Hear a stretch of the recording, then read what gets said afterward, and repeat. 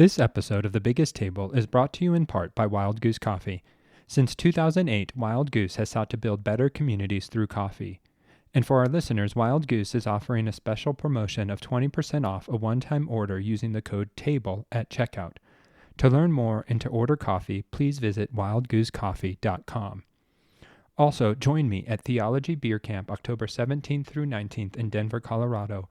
Theology Beer Camp is a unique 3-day conference that brings together theology nerds and craft beer for a blend of intellectual engagement, community building, and fun. And because I am one of the God Pods at the conference, you as a listener can receive $50 off your ticket by using the special code BIGGESTTABLEFORCAMP, all caps, no spaces, at checkout. I hope to see you there. In this episode of The Biggest Table, I delve into themes of food, hospitality, and spiritual growth with guest Rusty McKie. Rusty, a spiritual director and trauma-informed formation coach, discusses his new book, The Art of Stability, which is born out of his personal and relational experiences since 2016. He introduces the idea of finding stability in God and discusses the importance of contemplative prayer, sitting with pain, embracing fragility, and cultivating community. The conversation also covers practical advice on handling trauma, maintaining agency, and being vulnerably specific with trusted friends. The episode is infused with personal stories, reflections on deep spiritual practice, and ends with lighthearted, rapid-fire questions about food preferences and memorable meals. I hope you enjoy the episode.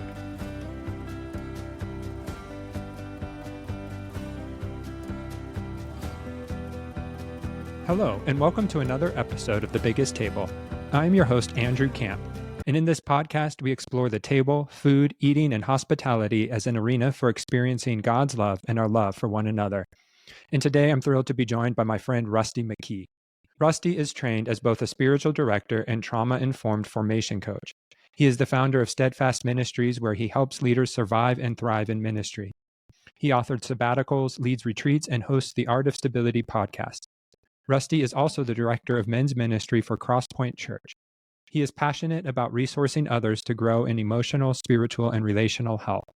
He and his wife, Rachel, live with their 3 lovely children and lively kids in Central Florida. So thanks for joining me today, Rusty. It's great to connect with you again. Thank you so much for having me, Andrew. I always enjoy the opportunity to get to connect with you as well. Yeah, no, and we met in a weird way in which neither of us are still doing what we originally met to talk about. But when I was looking for a job, Rusty was a pastor at a church in Chattanooga, if I remember correctly, right? Yep, that's right. And so we talked briefly, and it was really, the timing of that conversation really was a God-ordained meeting. And so since then, Rusty and I have gone different paths, but have stayed in contact. And so it's just really fun to connect, and really excited to talk about your new book, which is called The Art of Stability. Yes. And so as I was looking over the book, it really seems to be born out of your own personal experience. And so what has caused you to write this book at this time in your life? Yeah, definitely born out of my own experience, both my own internal experience and then also my relational experiences. So the ideas for this book started back in probably about 2016. So as the election that year and some of the cultural chaos that came after that, I just started noticing, wow, there's a lot of instability culturally around us, which, as we know, has only increased since then. And then I was also noticing relationally that the folks I was in relationship with, this pretty consistent question of, the gospel, really, of I know that God loves me. I know that I am rooted and grounded in Christ. And yet the disconnect between knowing that intellectually and knowing that in a more embodied at a heart level, that was a question I was engaging with folks in my circles a lot.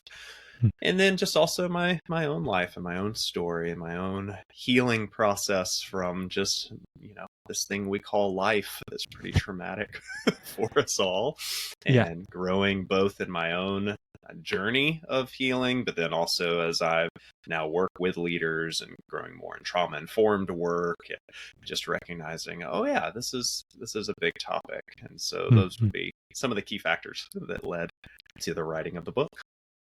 Yeah. And one of the questions that haunted me in a good way in your introduction is, where do we go when the safe places die? Because let's face it, we've all been hurt. You know, wherever you are in life, you have experienced some place where you no longer feel safe. And so what do you mean by that question? And can you unpack that for our listeners just to help them? Because I'm sure for many, they will be like, okay, yeah, what do I do when all of a sudden I find myself unsafe? Yeah, I think the first thing we need to do is sit with the question. Yeah. So, it was born out of the introduction to my book, which talks about the real life experience that I had growing up between my 8th and 9th grade year. So growing up in South Carolina, definitely not an area where natural disasters are something that happens. So it's pretty uncommon to have those in the area that I grew up in. Yet one May night over the summer, sitting in my living room with my dad and my sister and my mom in the house as well, we had 2 tornadoes hit our home in that one evening. If I remember correctly, there was something like 7 or 8 tornadoes in our area that night. So, I mean, it was like this apocalyptic, like bizarre experience for this area that I lived in. And yeah, we literally, like, the safe place of our home died. Yeah. So it's like, I just remember the devastation of that, and trying to fall asleep that night after the dust settled, of just like, what do we do? And that moment, then, you live some life, and it kind of became this little parable of, yeah, we all have different inflection moments in life where we have put our hope in someone or something, and then the safety of it has gone away, or it has ceased to exist. And so it really is a question that leads us to the realization that there are multiple moments in our lives where the bottom falls out. And so, yeah, what do we do with that question? I think first off, we have to sit with it, and it can be devastating. It is devastating, but it also can be an invitation into something more stable. Yeah. And so what is the invitation? And how do we begin to sit with that? Because that's a big task, and it's not a task I think one should do alone, but to make sure they're around and have people and support. But what advice or tips? And I feel like even asking the question betrays the significance of what is the invitation. But sure, what could a person do to begin to sit with that question? Well, shameless plug, read the book, The Art of Stability. Yeah, exactly. Yes, for sure. Absolutely. Yes, definitely. That is what the book is about, is seeking to answer that question. Or another way to answer that question is, how do I not just know, but how do I experience finding my refuge in God? And so as the book progresses, there are really 3 main spaces that I talk about how we do that. The first is that we become present to God in a more contemplative way. And so we begin to have our awareness, and not just our awareness, but even to expand the capacity of our awareness to notice God in all things of life, which includes both the highs and the joys, but also the lows and the sorrows. So to be able to experience God in both, as St. Ignatius said, the consolations and the desolations. Yep. The second would be becoming present to ourselves in silence. And so learning how to actually sit with, you mentioned, is hard. Yeah, it's terribly, terribly hard to sit with what's challenging for our souls, what's triggering, if we Yep. can use that word. But to learn how to begin to sit in stillness. Now, a side note here, if someone has trauma, which this becomes one of the obstacles that I talk about later in the book, it can be terribly, terribly hard to sit with ourselves in silence. And so certainly don't re-traumatize yourselves. Get yourself a good trauma-informed therapist or spiritual director that can sit with you, to help you learn and grow that capacity to sit with yourself in stillness and silence. But there really is a good reason that David says in Psalm 131, I've calmed and quieted my soul like a weaned child with its mother. There is a sense of we need to learn how to calm and quiet our souls. So sitting with ourselves in stillness, and then finally to be able to stay present to others in friendship would be the three main areas. And even that can be triggering for a lot of folks in recent years with all the division that we've had. But as much as it's difficult to sit with others and to commit to others, it's necessary. As you mentioned, we can't do it alone. No.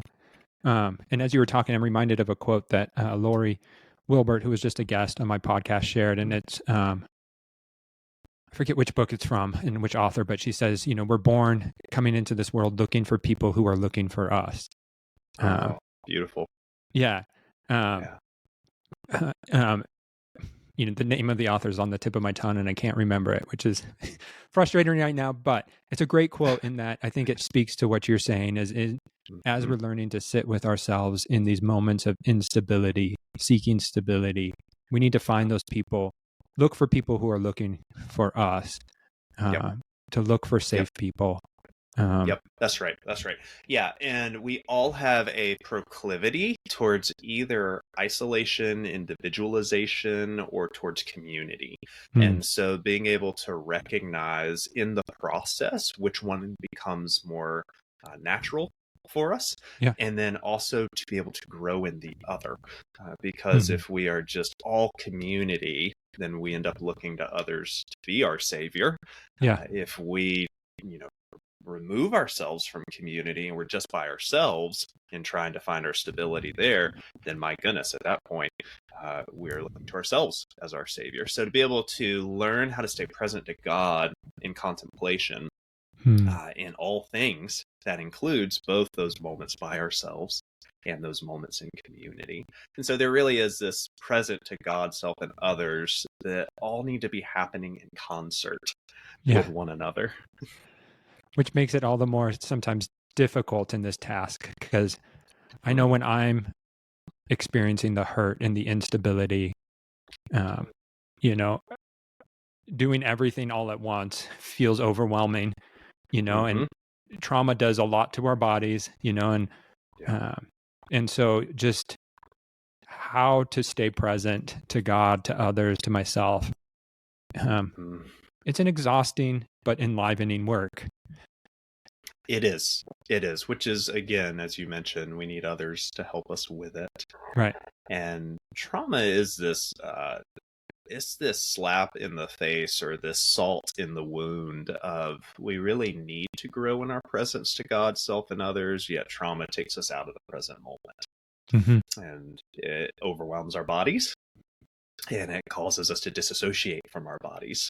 And so I do find as I talk with folks that there is this idea of, I have pain, I have hurt, I have trauma, and I need to feel it to heal it. That's Daniel Siegel's language as he talks about, you got to name it to tame it, you got to feel it to heal it. And so we take that idea, which is true, and then we kind of get this idea of, when I begin to feel my hurt or the wound or the trauma, I'm going to get lost in it. And so we either dive all in and we do become consumed by it, or we avoid it because we're like, I don't have time to do that right now. But I've found that it's helpful to realize that even as we begin the process of healing, you don't actually have to go 100% into the pain to start healing from it. And so that is, again, part of this growing in your capacity to hold both sorrow and joy, to be sorrowful yet always rejoiceful, always Hmm. rejoicing, as Paul says. So to be able to hold both, to be able to be by myself and be with God and be with others, and to realize, like, I don't have to do all of that 100% all the time. You Right. know, I can go 5% into Hmm. feeling my pain, and I can also sit back and simultaneously stay present to the fact that I am loved and that I'm safe Hmm. and that the Holy Spirit of God is with me right now. So there is a both and again, trauma messes us up because it sends us into either or thinking, and we need the Right. both and thinking. And so all of this is growing in our capacity. All of this is growing these skills, which is helpful to have some guides and someone companioning us in that process.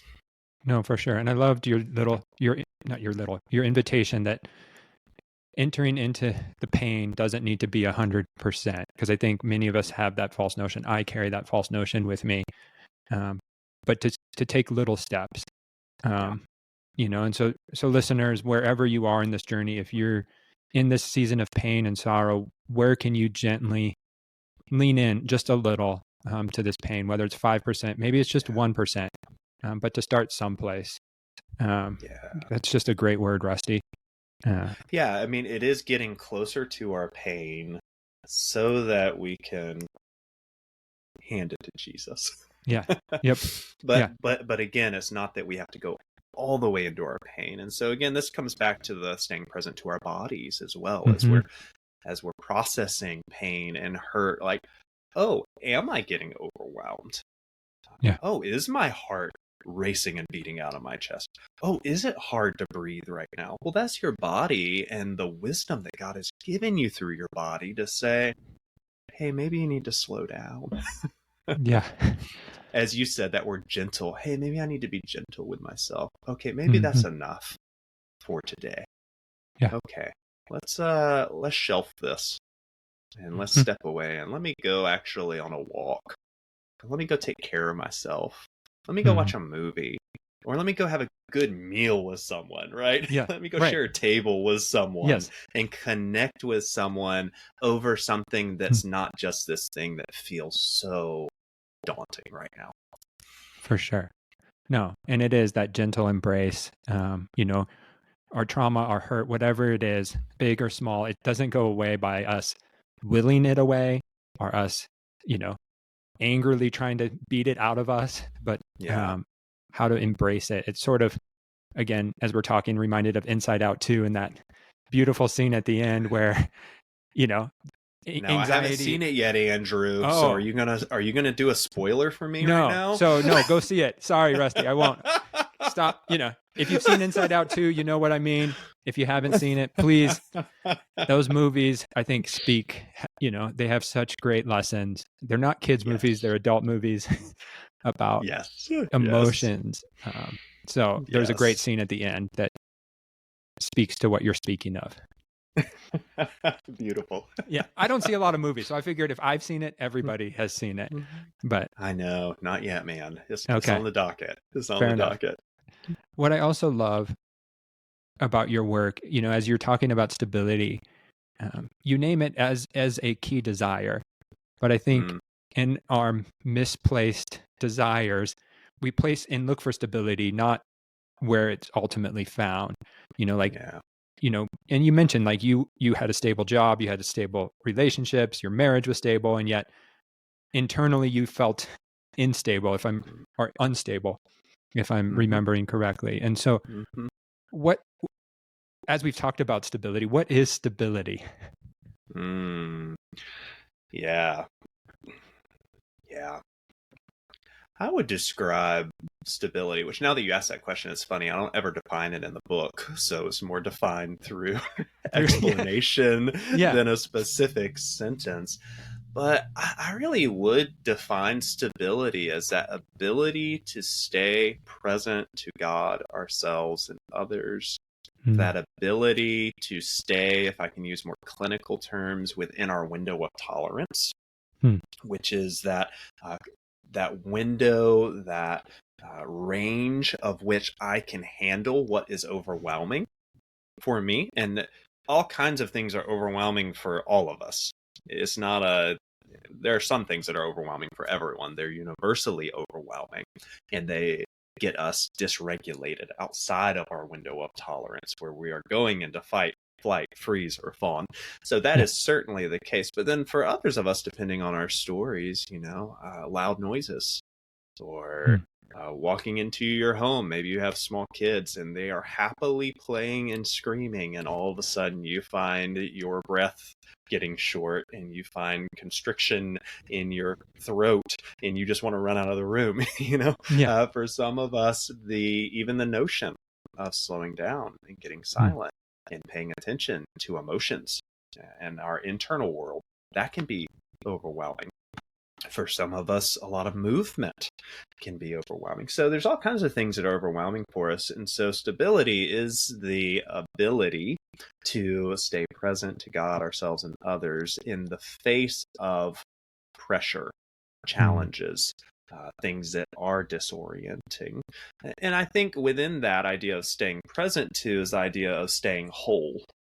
We think of being a whole integrated person, that our entire brain can stay online, and we can tolerate, we can have resilience in those moments. Yeah. And so as you're talking to, that's part of being stable, is this ability to stay present in the midst of fragility, and because, you also mentioned we're more fragile than we actually like to admit. Which is not an easy thing for anybody, but I think especially males, and so to embrace our fragility, because the modern picture of a man is self-made, bravado, fragility is not a attribute I think many of us like to attribute to masculinity, and yet I think it is a vital part. You and I would agree, that we need men who embrace fragility. Yes. And so yes. For men who are listening, who are like, hey, this sounds inviting, and I think this is the journey, and yet we have to fight this Americanized, even evangelical picture, of masculinity. Like, how have you helped men sort of take this journey in a way that will actually help them be more masculine versus less masculine? Yeah, great question. I think they have to want to help themselves first, which is the case for anyone. You can't help someone who doesn't want the help. And often men want the help after the bottom has fallen out, after they have had some kind of disorienting experience. And this goes back to the idea of stability as being a whole integrated person. There are places in every one of our souls that are more fragile. And we often spend much of our lives covering those up with accomplishments, with accolades, with, power, by getting power, with pleasure, with personality. We use all these things to try to cover up and make ourselves feel stronger than we are. And we really exile those parts of our soul and ourselves. So it really is tragedy, often, sadly, that makes that part of our soul so loud that we can't ignore it anymore. So that tends to be the place where most men are like, I can't ignore it. I need help. Right. And with that, there is this sense of, okay, well, let's start to enter in, not with an either or mentality. Not either you are fragile or you are stable, you are strong or you are weak, but with a recognition that in the scriptures, there is a both and reality that is presented to us, So Paul can simultaneously say in 1 Corinthians 12 that he boasts all the more in his weakness because the power of Christ is made known through it. And then over in Ephesians chapter 6, he can say, therefore, be strong in the Lord. So there is this paradox in the scriptures of we are completely and utterly unable to save ourselves. Yeah. We are helpless in that Hmm. regard. But then as we talk about being a new creation in Christ, there is still lingering weakness and fragility, and we actually shouldn't shy away from that. We should embrace it because the gospel is put on display through it. And simultaneously, we're taught in the scriptures that the Spirit of God now indwells us Hmm. and empowers us. And so, yeah, I think there has to be a recognition that I need to grow in this. Is inviting, and then coming along someone who can help you. I find often get closer to that weakness, get closer to that fragility, that pain, grow the capacity to hold it. That then actually helps them not only grow in embracing the fragility, but also grow in embracing their strength. Because the reality, Andrew, is the moment we are trying to ignore, reject, exile our fragility by being quote unquote strong, that's not actually true strength. No. Right. That's a cover story. And that cover story is really just the wounded places in us self-protecting. Try to, oh, Yeah. don't get too close. It's not true connection. It's not true intimacy with God, yourself, or with others. Hmm. So again, there's a paradox here. How do you help men actually become more masculine? Well, it is through embracing your weakness, your fragility, vulnerability.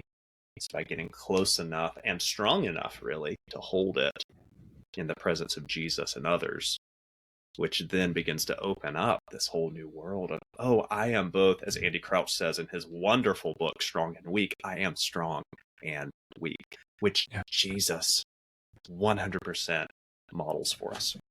For sure. No, yeah. I love that you keep coming back to this both and thinking versus either or, um, which is so true, but so hard. Um, So hard. Yeah. yeah. um, and, and so what, as we begin this journey, you're inviting us for this contemplation. Um, what, what spiritual exercises have you found most helpful to begin this process? Yeah, totally. So the most helpful for me in growing in a more contemplative way of life has been contemplative prayer. Yeah. It makes sense, right? Yep. So to actually set aside time and space in my schedule to sit in stillness in a chair Hmm. and to move, as Mark Thibodeau says, not just through the first two buckets of prayer, which would be talking at God, which is more liturgical, fixed prayers. Talking at God sounds bad, but he doesn't mean it in that No. way. It's, Yeah. the Lord's Prayer. It's picking up a prayer book, like a common book of prayer, or Every Moment Holy. It's using others' fixed prayers to stir up our affections for Hmm. God. So that'd be the first category. The second category would be talking to God. That's more intercessory prayer. Yep. And this is what many of us were trained and discipled in, is the Acts prayer method, adoration, confession, thanksgiving, supplication. It's talking to God. It's just conversation with him. For a lot of us, myself included, we were like, okay, that's where prayer ends, Yeah. and Thibodeau so helpfully says, no, there's more. There's more in this bigger umbrella of Hmm. contemplative prayer, which includes listening prayer and stillness prayer.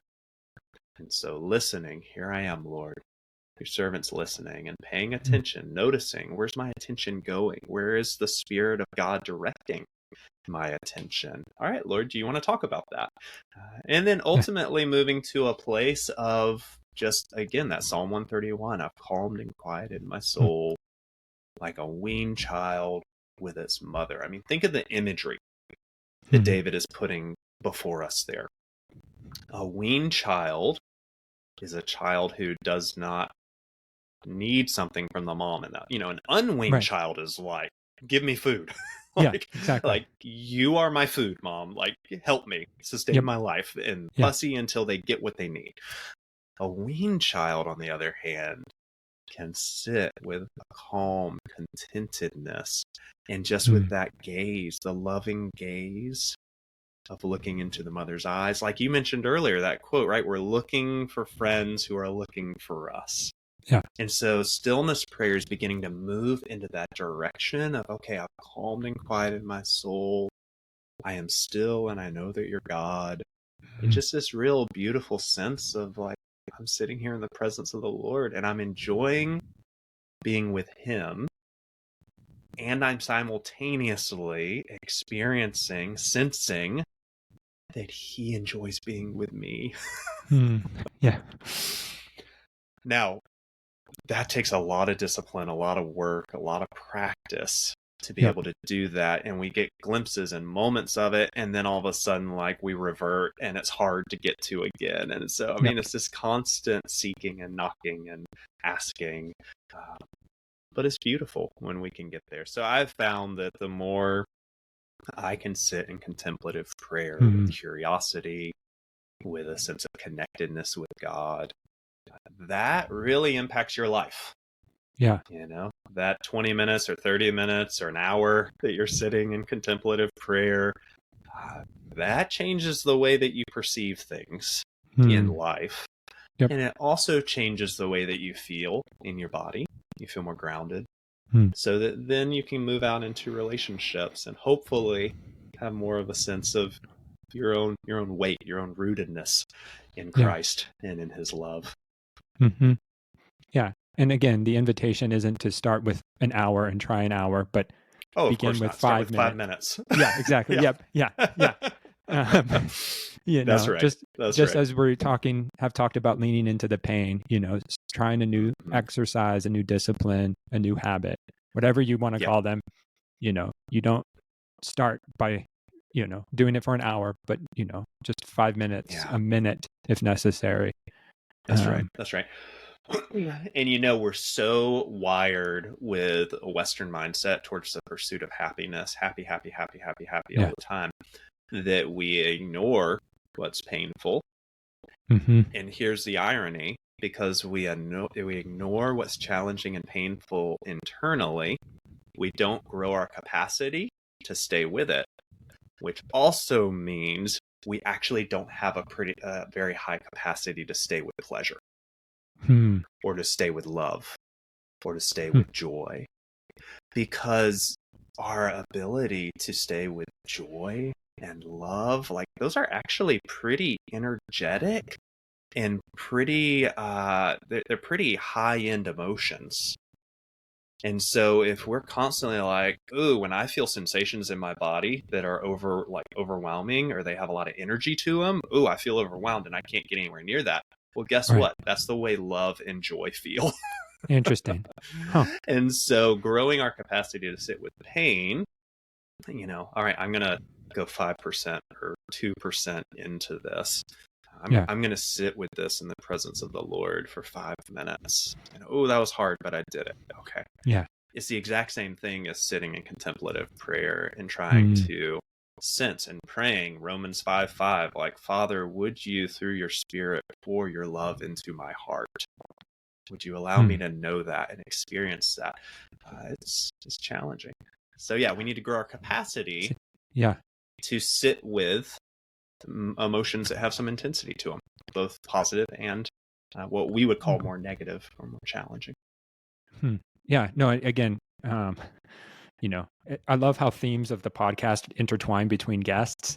And so as you're talking about that, we can't experience joy until we experience the pain and the sorrow, that again, it's both and, it's not either it's or. both and. Michael Twitty, who was a guest, who's an African-American Jew, he talks about that, African Americans and Jews are the people who are forced to eat bitterness and bitter foods in order that they can then relish in the joy, and and so I again, we don't like to think it that way, but I think, again, it's this both and, that we can't grow in our capacity for love and joy without also embracing in kindness and in gentleness these darker aspects of life. Yeah, that's right. Yeah, redemption's not sweet unless you really experience something that you need redeeming from. Yeah, exactly. And as we then think about community, because the podcast is called The Biggest Table, Mm-hmm. and one of my favorite authors, Norman Wirzba, talks about that hospitality is loving others into wholeness. Mm. And so as we do this together, how can the table be a place of stability, whether physically or even, and also spiritually? Yes. Whew, what a great question. I Yeah, had to throw a again, curveball at you a little bit. oh, I love it. I love it. I can't think about the table without thinking about the chair, the prayer chair or the prayer closet. Yeah. Again, this is the dance between, and Jesus did this dance, right? Hmm. You regularly see Jesus going from solitude to close community to mission. Hmm. And then he begins to experience his limits. And what does he do? He goes back to solitude, Yeah. often in prayer by himself, but every once in a while, I can't remember where it is in Mark. I think it's Mark chapter 2, where it talks about the disciples were so busy that they forgot to eat lunch. Hmm. There's so much work to do. And I mean, I've been there, right? I'm Yeah. sure many of us have, where we get so wrapped up in our work and what we're doing. And for me, I'm honored, but my work is often doing work to help others get closer to Jesus. So in a sense, I'm working for Jesus, and yet I forget to eat lunch. I forget to stay connected with Jesus. I get Yeah. disconnected from myself. And Jesus goes to his disciples and he says, "Hey, come away with me." And so in that sense, he invites the disciples away with him. So there's a communal piece to the solitude. But yeah, Jesus follows that pattern: solitude to connect with the Father, community to connect with others, and then mission, repeat, right? Yeah. And so there is a real sense in which we need to learn how to be whole people with God in silence with ourselves. And then we can come to the table. We can come to community. We can come to the mission, the work that we have to do as whole people. And I love that. I love that definition of love, that we then as whole people can love others into being whole people. Mm-hmm. And so that's, again, the connection between the two is just resonating so deeply for me. Even the idea of learning how to stay present to what's challenging inside of us, the intensity of suffering and sorrow, also the intensity of love, joy, and peace, patience, kindness, goodness, faithfulness, all those things, right? Yep. The ability to learn to practice in silence and contemplative prayer, to staying present with those things in ourselves without getting dysregulated, immediately translates to the table. Because as conversations are brought up, I don't know, politics, perhaps, as conversations are brought up that are dysregulating for us, well, we've actually been spending all this time learning how to stay with what maybe used to would have dysregulated us. So we've actually increased our window of tolerance to stay with those challenging internal experiences. And so, now I have a little more capacity to stay present to you as you're saying something that used to would have triggered me. Rather than being more reactive and anxious in your presence now, I'm actually a little calmer, right? Not perfectly calm. No. That's not possible, to be activated, to be overwhelmed by things that are overwhelming. That is not a lack of faith. That is not a sin in and of itself. That is what it means to be a human with an autonomic nervous system. Yeah. But as we increase our capacity, it's like, I can sit at a table with you and I can be calmer. I can be more relaxed. I can hold the both and rather than get reactive and fall into an either or, an us versus them mentality. And I can create space with my calmer presence. It helps your autonomic nervous system calm down. And now all of a sudden, there's this beautiful interplay happening where connection is possible and curiosity is possible, and loving one another into wholeness, and iron sharpening iron. And you think this and I think that, but we can actually meet in the middle. That's actually possible. Right. And it's possible because we did our own work with our own therapist and spiritual directors, and in silence and in contemplative prayer. Right. Yeah. All of that is making, and that's why I love calling prayer practice, Mm-hmm. right? Because we are practicing these ways of being with God and ourselves that then translates into how we are with each other. Each other. Yeah. And gives them a glimpse of something different and better. That's right. Hopefully too, but that's right. But then also hopefully your table's not just filled with people who trigger or raise your anxiety, but you have those safe people in which each of Yes. you are helping to love each other into wholeness, that Yes. I don't have to come to the table whole. I come to the table broken. Yes, absolutely. That is a key component. Yeah. I can come falling apart, or I can come dysregulated. I can come overwhelmed. I can come outside of my window of tolerance. Yeah. And I know that you're going to listen, and that you're going to show me compassion and not condemnation. Right. Because you have a track record of doing that. Yeah, we all need those friends, a few, as I call it in the book, a few that we can be, generally open with all and vulnerably specific with a few. We have to be able to have that. And I love what St. Ulrich talks about in his book, Spiritual Friendship, which I quote regularly in my chapter on friendship, that not everyone is worthy of your secrets. Yeah. And I think for some of us, we so value authenticity that we feel like if I'm not expressing the most fragile parts of my soul to the person I'm talking to, then I'm being inauthentic and I'm lying to them and I'm lying to myself. And that's just really dangerous. We can be generally open with all. Yeah, I'm having a hard day. How are you doing? Well, I'm okay. Like today's had some ups and downs, and I'm working through it. Appreciate your prayers. You can be generally open with everyone, right? But to dump your hardest stuff on an acquaintance is not fair to them, and it ultimately is going to result in more negative experiences for you, where you actually are not seen. For you're not handled with care. You're not met with compassion. And so to have those few that we can be vulnerably specific with, where it's like, oh, I know I can call up Sally, or I know I can call up John, and I know what I'm going to get with them. And it's a 5-minute conversation. But their kind presence, their calm presence, calmer presence has calmed me down. For sure. And my wife and I wrestled through this recently, my loss of a job and us finding a new church, and us going to a church. People would ask, so how long have you been in Flagstaff? Like, what brought you to Flagstaff? And originally we would always say, well, I used to work at a church. I got laid off. And so now we're here. And we're like, we don't need to always tell that story to lead off. Like, we get to decide what story we tell. Yes. And it's not, again, like you said, it's not being inauthentic, but it's also protecting ourselves, and once the relationship progresses, if it does, like to be able to share more, so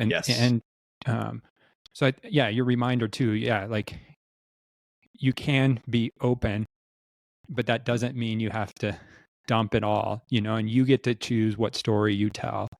That's right. In St. Ulrich's wisdom, it was, like test people, not in a way that's unkind or unfair to them, but share something and see how they handle it. And then if they handle that well, then next time share a little more. You don't have to dump all at once. Relationships grow over time. And so take your time. Yeah. And this goes back as well to this idea of stability. Part of the stability and instability that we experience is directly connected to our sense of agency or our lack of sense of agency. And so, you said it, like, we don't have to, we get to choose, that is a sense of, oh, I have agency over my story. Whereas this subtle lie of, if I don't share everything that's going on, I'm being inauthentic. Well, that's actually giving away your agency. Yeah. It's no, I have to share everything with everyone. And in that case, you are kind of helpless and you're open, you're vulnerable to Mm. people that you may not even really know. Yeah. And you don't know their stories, you don't know their maturity level. So to be able to recognize in this area and a lot of areas, oh, actually, yes, I am helpless apart from Jesus. I cannot save myself. It is Right. by grace through faith alone that I am saved. And I am empowered by the Holy Spirit of God to do good works, Mm. to take action. I can make choices that impact my environment. I have Yeah. agency. It's Mm. huge. It's huge for our sense of internal stability. For sure. No, yeah. And so listeners, again, it's the invitation of wherever you are, of what story do you need to tell, and Yeah. with whom do you need to tell it with, and you get to choose. And You that's, get to choose. Yeah, and our bodies, again, learning how to stay present to our bodies.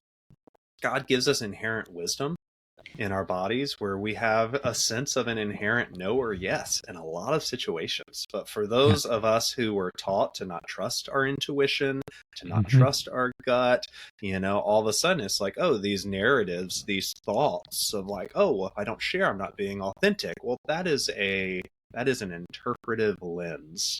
Yep. That is a message that is really at an intellectual level that's Mm. driving our behavior.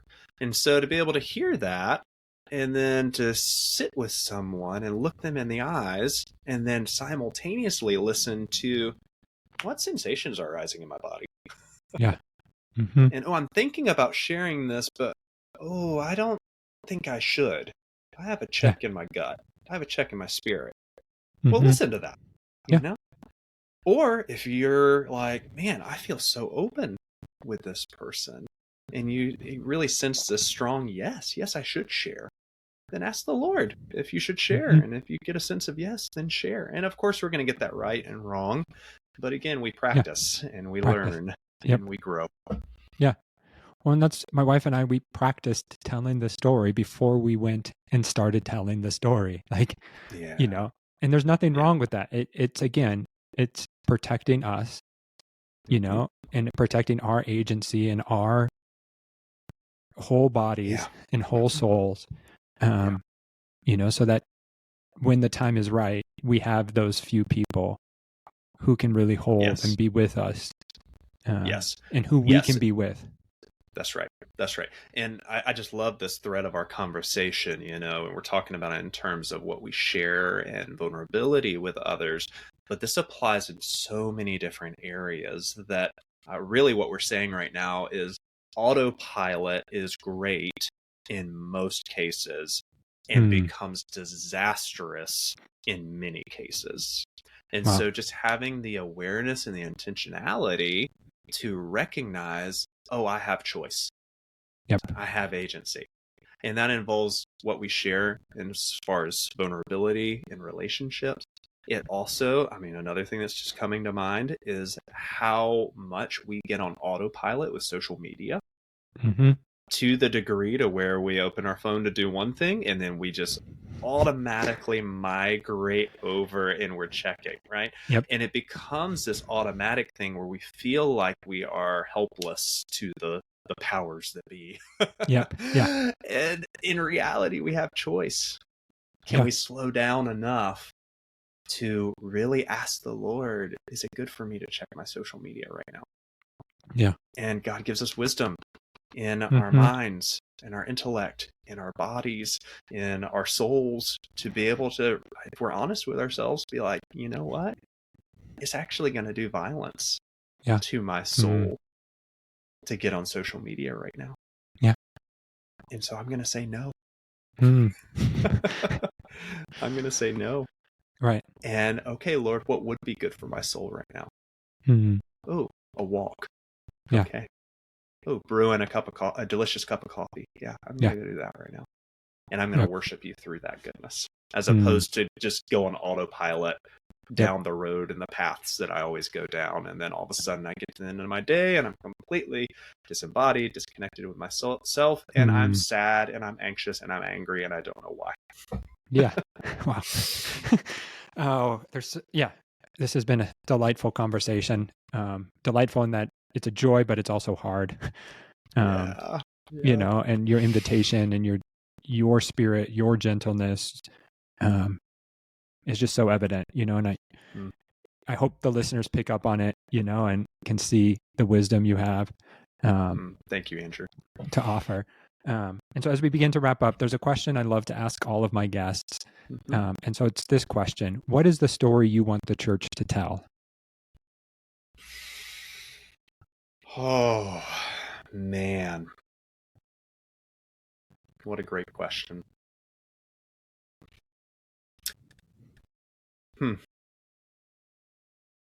I mean, honestly, I don't feel like this is an untrue thing for me to say. You know, when I think about this book and the art of stability, it's my second book that I've written. My first was on sabbaticals for folks in ministry. And this book is different in that it's not quite as niche. It's more broad, you know, it's for the broader church.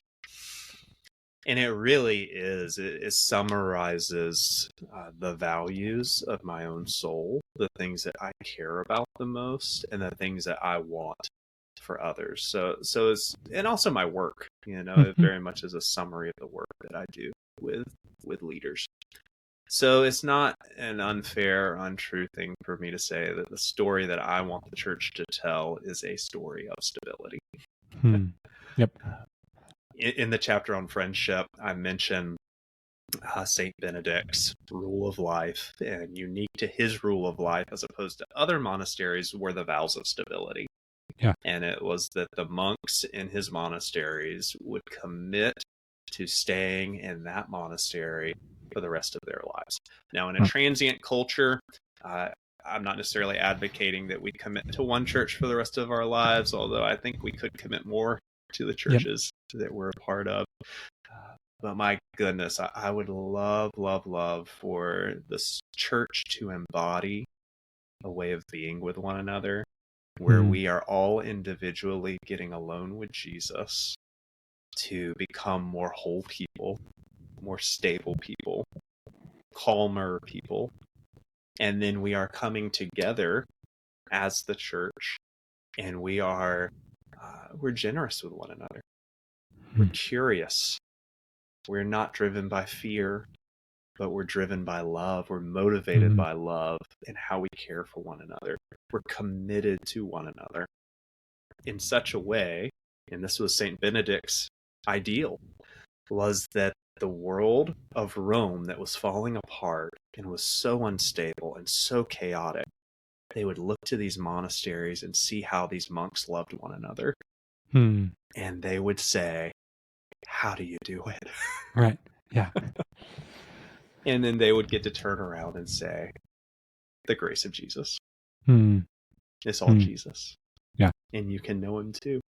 So I would so love for churches, which have been such a space of contention, to become these spaces of stability and consistency that then becomes just a witness to our world of the power of Jesus when we are finding our refuge in him.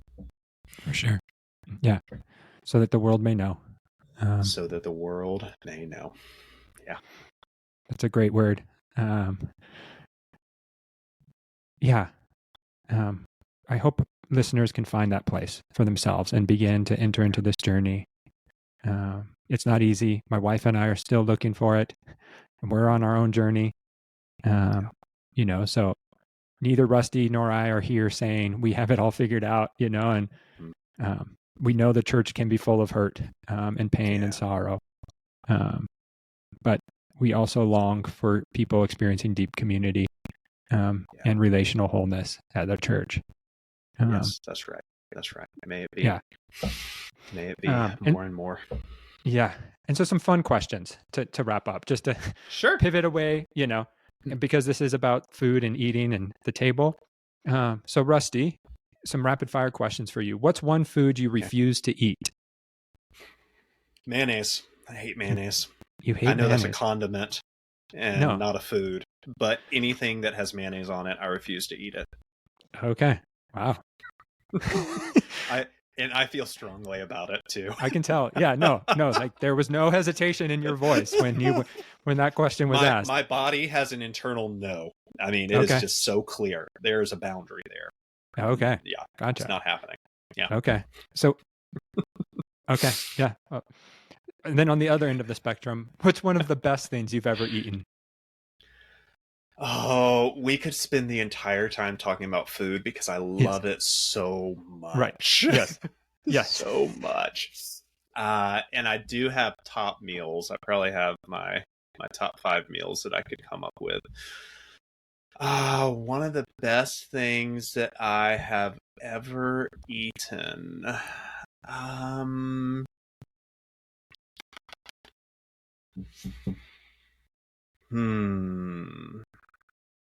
trying to discern between which one. Okay, so my wife and I, when we were engaged, we started saving before we got married. We saved for almost 2 years.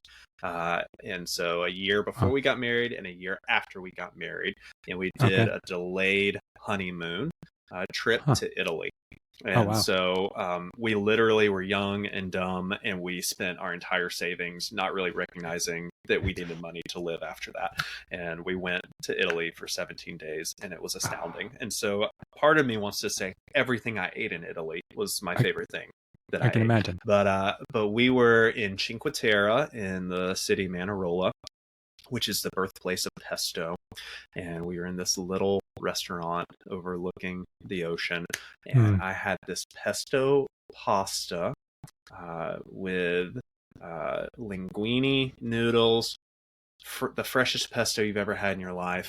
And they literally took everything out of the ocean and dumped it into this pasta.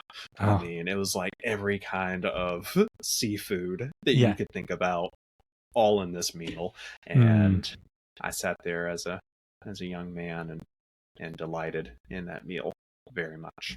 And they also brought a lemon and put it on the table, like a whole lemon, and we didn't understand what was happening. And the lady didn't speak English very well, and we didn't speak Italian very well, so we didn't know what to do with the lemon. So that was another memory from that meal. Interesting. Yeah. All right. No, it does sound delightful. And then finally, there's a conversation among chefs about last meals, as in, if you knew you only had one last meal to enjoy, what would it be? And so if Rusty had one last meal, what would be on your table?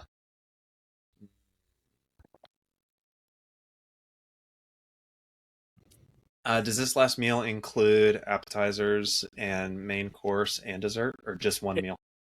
It's whatever, your heart desires. Yes, there are no limitations to this question. I love this question. Yeah. I would, as much as I love Italian food, I also love Japanese food. So I would most certainly have a meal, preferably by a really amazing chef, of which I would normally not be able to afford, who makes me chef's order whatever he wants. His sushi, ramen, and then whatever dessert he would want to make for me. So I think that would easily be my last meal. Sounds delightful. Yes. Just asking asking a great chef to create a meal is one of the joys and delights of life. Yeah. Yeah.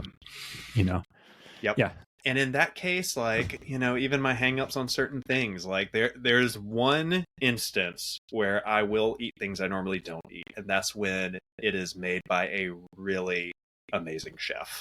And in that instance, it's like, okay, I normally wouldn't eat that thing, but you put it in front of me, I will eat it, and I most often am impressed and enjoy it. Yep. Understand. Yep. Awesome, Rusty. Well, I really appreciate you taking the time. If people want to learn more about your work, where can they find you besides going on Amazon and ordering The Art of Stability? Yeah, please do that. And also please share reviews. Yeah, I am a less known author, and so anyone who can help me get the word out is incredibly helpful in this day and age with so much information flying about. My website is the best place to connect with me for my ministry, Steadfast Ministries. The web address is steadfastmen.com. That's not men as in male, but it's men as in shortened for ministry, steadfastmin.com. And from there, you can find my social media and you can find all of the other things that I do. awesome. So, yeah, please do order and pick up and read The Art of Stability. The parts I've read so far are a delight, and I can't wait to dig into it more. But so, no, thank you. If you've enjoyed this episode, please do consider subscribing, leaving a review, or sharing it with others. And thanks again for joining us on this episode of The Biggest Table, where we explore what it means to be transformed by God's love around the table and through food. Until next time, bye.